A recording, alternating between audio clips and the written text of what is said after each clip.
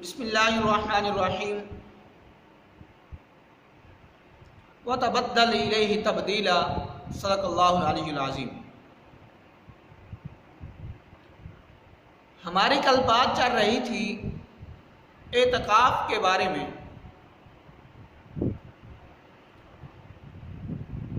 ہماری پچھلے کلپ میں ہماری اعتکاف کی فضیلت بیان ہوئی۔ آج ہم نے اعتکاف کی قسمیں بیان کرنی ہیں اور اعتکاف کی حالت میں انسان کو کن کاموں سے بچنا چاہیے، آج ہم نے یہ بیان کرنا ہے۔ اعتکاف کی 3 قسمیں ہیں، ایک واجب، ایک سنت اور ایک نفل۔ جو واجب اعتکاف ہے، انسان نے یا کسی کام کے ہونے پر منت مان لی کہ میرا یہ کام ہو گیا تو میں اعتکاف کروں گا، تو اب اس کے لیے یہ اعتکاف واجب ہے۔ یا وہ سنت موقع اعتکاف جو رمضان المبارک کے آخری عشر میں بیٹھتے ہیں، کسی وجہ سے اس نے وہ اعتکاف توڑ دیا تو اب اس کی قضا واجب ہے۔ اور ایک ہے سنت اعتکاف، یہ جو رمضان المبارک کے آخری عشرے میں بیٹھتے ہیں۔ اور ایک ہے نفلی اعتکاف، یہ جو نفلی اعتکاف ہے یہ کسی بھی وقت انسان کر سکتا ہے۔ انسان ظہر کی نماز پڑھنے کے لیے آیا ہے تو نفلی اعتکاف کی نیت کر لے، عصر کی نماز پڑھنے کے لیے آیا تو نفلی اعتکاف کی نیت کر لے۔ اور یہ جو سنت اعتکاف ہے اس کا ایک وقت مقرر ہے۔ وہ وقت کیا ہے کہ رمضان المبارک کے 20 روزے کے سورج کے غروب آفتاب سے پہلے انسان مسجد میں آ کر اعتکاف میں بیٹھ جائے۔ اور کل ہم نے یہ بھی بتایا کہ اعتکاف کی حالت میں کیا کرنا چاہیے۔ ان میں سے ایک بات یہ ہے کہ ہمارے پاس دوست مسجد میں موبائل لے کر آ جاتے ہیں۔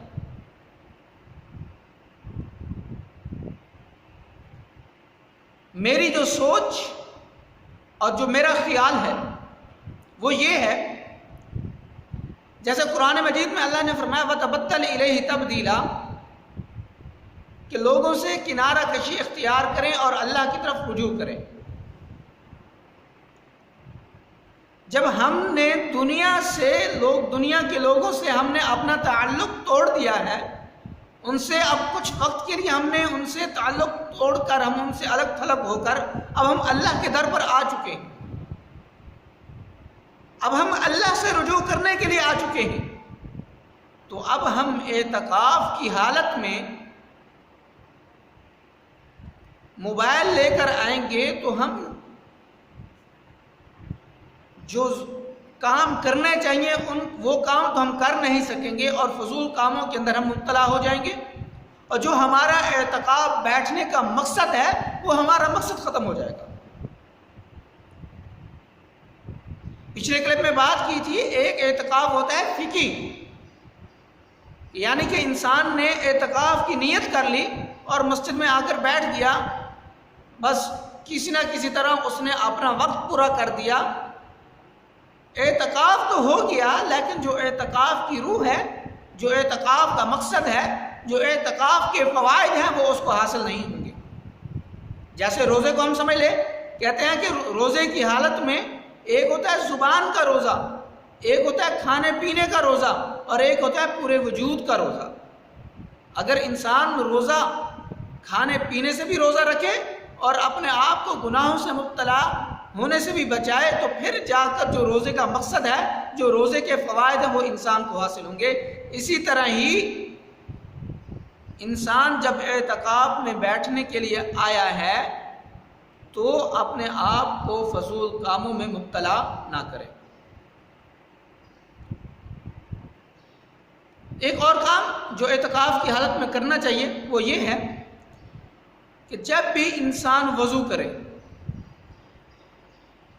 تو وضو کرنے کے بعد جب مسجد میں آئے تو تحیۃ الوضو لازمی پڑھے. اس کی بہت بڑی فضیلت ہے. حضرت ابو ہریرہ رضی اللہ تعالیٰ عنہ اس حدیث کے راوی ہیں کہ آپ صلی اللہ علیہ وسلم جب معراج پر گئے، جنت کی سیر کرائی گئی، تو وہاں پر آپ صلی اللہ علیہ وسلم نے حضرت بلال رضی اللہ تعالی عنہ کے چلنے کی آہٹ سنی تھی. تو وہی سوال آپ صلی اللہ علیہ وسلم حضرت بلال حبشی رضی اللہ تعالی عنہ سے فرما رہے ہیں کہ اے بلال، تمہارا ایسا کون سا عمل ہے کہ تم وہ عمل کرتے ہو تمہارے قدموں کی آہٹ مجھے جنت میں سنائی دے رہی تھی. تو حضرت بلال رضی اللہ تعالی عنہ نے کیا فرمایا، اے اللہ کے نبی، مجھے تو کوئی ایسا کوئی عمل نظر نہیں آتا، لیکن ایک عمل ہے، وہ یہ ہے کہ میرا جب بھی وضو ٹوٹتا ہے تو میں وضو کر کے فوراً مسجد میں آ کر تحیۃ الوضو پڑھتا ہوں. چاہے دن ہے تو وضو کیا تو تحیۃ الوضو پڑھا، اور چاہے رات ہے تو وضو کر کے تحیۃ الوضو میں نے پڑھ لیا. تو آپ صلی اللہ علیہ وسلم نے فرمایا کہ یہی جو تمہارا عمل ہے، اس عمل کی برکت سے اللہ نے تمہارے قدموں کی آہٹ مجھے جنت میں سنائی ہے. اور باقی جو کام ہیں وہ ہم نے پچھلے کلپ میں بتلا دیے. اور اعتکاف کی حالت میں فضول گفتگو بھی نہیں کرنی. لوگ مسجد میں آتے ہیں، ان کے ساتھ بیٹھ کے دنیاوی باتوں میں مشغول ہو جانا، ان کاموں سے اپنے آپ کو محفوظ رکھنا ہے.